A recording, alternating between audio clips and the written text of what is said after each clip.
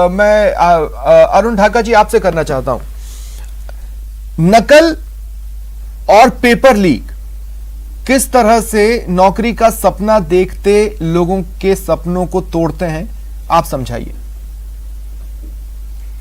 देखिए, चाहे कांग्रेस हो चाहे बीजेपी सरकार हो, दोनों ही सरकारों में बराबर हर परीक्षा के पेपर, चाहे सेंट्रल गवर्नमेंट हो स्टेट गवर्नमेंट हो, प्रत्येक एग्जाम का पेपर आउट हो रहे हैं।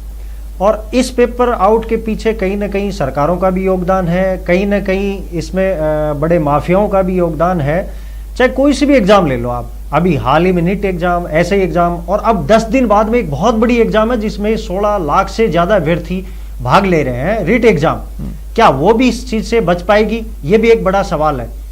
सरकारें वादा तो बहुत करती हैं कि साहब हम बेरोजगारों को रोजगार दे रहे हैं, न्याय दे रहे हैं, लेकिन ये न्याय बेरोजगारों के भविष्य पे एक बड़ा कुठाराघात लेके भी आ रही है कि एक बच्चा 6 महीने 12 महीने जब एग्जाम आगे सरक जाती है, फिर दोबारा टाइम दिया जाता है, फिर आगे चली जाती है, और फिर जब वो एग्जाम में बैठता है तो ये नकलचियों जो भी पेपर गैंग है, चाहे वो इन्विजिलेटर लगा के करो, चाहे वो पेपर व्हाट्सएप के द्वारा चोरी करके करो, कैसे भी करो, लेकिन ये जो पढ़ने वाला बालक है, जो अपना समय दे रहा है, जो अपना पैसा दे रहा है, जो अपना किशोर अवस्था हो, चाहे वो उसकी कैरियर बनाने का जो टाइम हो, उस टाइम को पूरा का पूरा अपना दांव लगा देता है, भविष्य अपना दांव पे लगा देता है, और फिर ये जो पेपर गैंग है वो सक्रिय हो जाती है एग्जाम से एन मौके पे 1 से 2 महीने पहले, 10 दिन पहले, 5 दिन पहले, और मार्केट में खुलेआम एक नग्गा नाच होता है पेपर के नाम पे, और उससे अभ्यर्थियों को मानसिक पीड़ा तो होती है, उसके अलावा उसका पैसा, समय, सब कुछ खर्च हो जाता है। और एक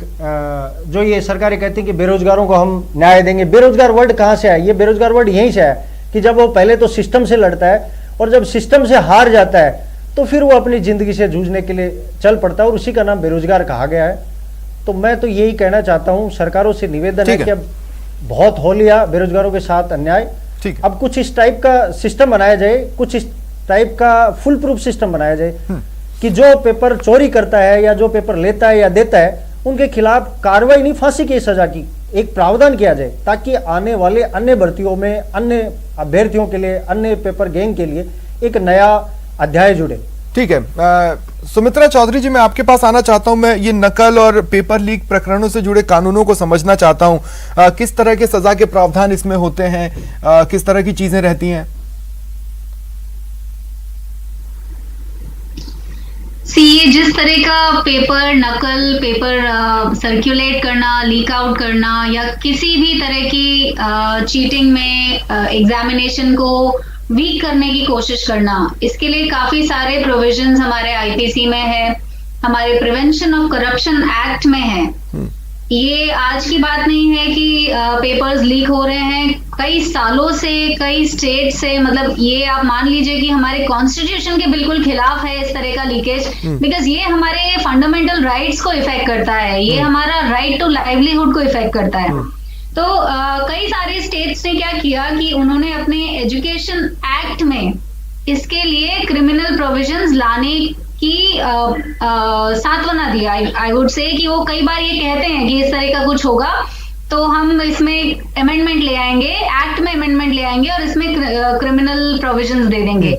पर जितना मुझे ध्यान है, Karnataka was the last state जिसने ये बोला था, अभी वो अमेंडमेंट आया नहीं है। अभी हाल ही में हरियाणा में भी हमने देखा एक कदम बढ़ाया गया है इस तरह का, लेकिन मेरा ये कहना है कि सजा का प्रावधान कुछ इस तरह का हो जिसके बाद देखिए गिरोह तो हो सकता है पनपते रहें, लेकिन जो लोग नकल करने को राजी हो जाते हैं या अपने नाम पे किसी और को बिठाने को राजी हो जाते हैं या जो पेपर खरीद लेते हैं, उन लोगों में ये खौफ होना चाहिए कि कल को अगर वो सामने आए और पकड़े गए तो उनको ताउम्र सरकारी नौकरी नहीं मिलेगी, और कड़ा करना है तो उनके आने वाली पीढ़ियों को भी नहीं मिलेगी। और इसमें जो स्टूडेंट पेपर ले रहा है या जो सर्कुलेट कर रहा है, सभी के लिए सजा का प्रावधान है। नॉट ओनली दैट, अगर कोई उनकी जगह पे बैठ रहा है तो उनको भी क्रिमिनल सजा होनी चाहिए। जो स्टूडेंट इस तरह के पेपर के लिए कोशिश कर रहा है उनको भी बाहर कर देना चाहिए for a certain number of years.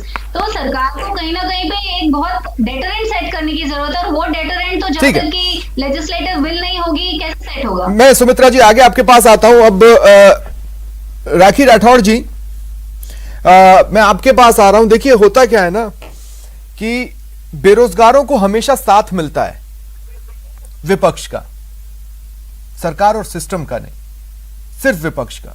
अब अपने यहां होता क्या है ना कि हर 5 साल में सरकार बदल जाती है, तो उस समय जो विपक्ष में होता है वो बेरोजगारों के साथ होता है, अगले 5 साल नहीं होता है ना राखी जी?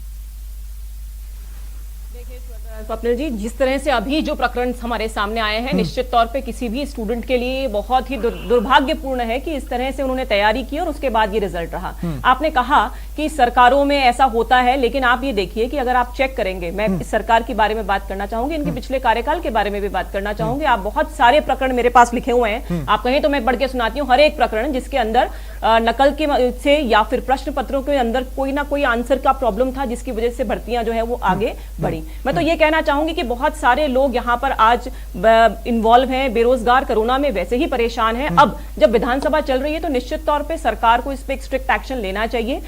जहां तक देखिए बात यह है कि इस भर्ती परीक्षाओं के अंदर नकल को रोकने का मुख्य काम जो है वो एजुकेशन डिपार्टमेंट और साथ में पुलिस डिपार्टमेंट का। अब एजुकेशन डिपार्टमेंट में हमने पिछले दिनों ही देखा कि उनके मुखिया जो है वो आरपीएससी में अपने आरएस जो अपने रिश्तेदार हैं उनको इंटरव्यू के अंदर बहुत सारे नंबर 80 से ऊपर नंबर दिलवा रहे हैं। जब किसी भी सिस्टम का मुखिया इस तरह का काम करेगा तो नीचे के अधिकारियों से कैसी उम्मीद की जा सकती है कि वो फेयरली और ट्रांसपेरेंटली काम करेंगे। साथ ही पुलिस का, जिस तरह से पुलिस का भी देखिए आप पिछले दिनों किस तरह से शर्मसार करने वाला काम हमेशा पुलिस के द्वारा किया गया राजस्थान के अंदर।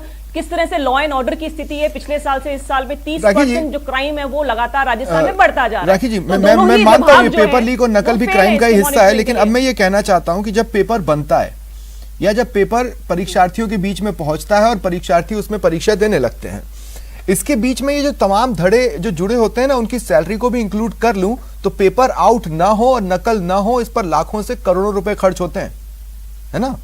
एक प्रकरण आता है और ये पैसा पानी की तरफ वेस्ट हो जाता है, जैसा कि अभी हमने नीट में देखा, है ना?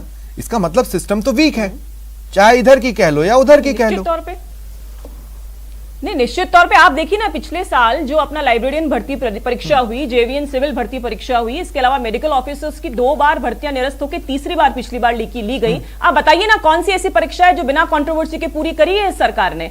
ये लगातार ये कहती रही अपने चुनावी भाषण के अंदर। जी, किसी ने भी नहीं किया, इसी सरकार ने किया। मैं तो कह रहा हूं ना, 5-5 साल का हिसाब घुमा के देख लीजिए, किसी ने नहीं किया। मैं यही हिसाब चाहती हूं। आपको अगर डिबेट अपन इसी फॉर्म में लेकर जाएं कि किस सरकार के अंदर क्या क्या एक्शन हुआ और क्या क्या उसके रिजल्ट रहे, तो मुझे लगता है कि ये डिबेट प्रॉपर तरीके से जा पाएगी। क्योंकि इस तरह से आप देखिए कि मैं ये बात कहना चाहूंगी कि निर्भया कांड के बाद में बहुत ही स्ट्रिक्ट एक्शन लिया गया, बहुत ही स्ट्रिक्ट कानून बने गए, लेकिन जब तक सरकार की मंशा इच्छा शक्ति नहीं हो तब तक काम ग्राउंड लेवल पे करना पॉसिबल नहीं है। लेकिन राजस्थान में देखिए ना आप, कानून है स्ट्रिक्ट, कानून स्ट्रिक्ट होने के बाद भी राजस्थान के अंदर आए दिन हम बच्चों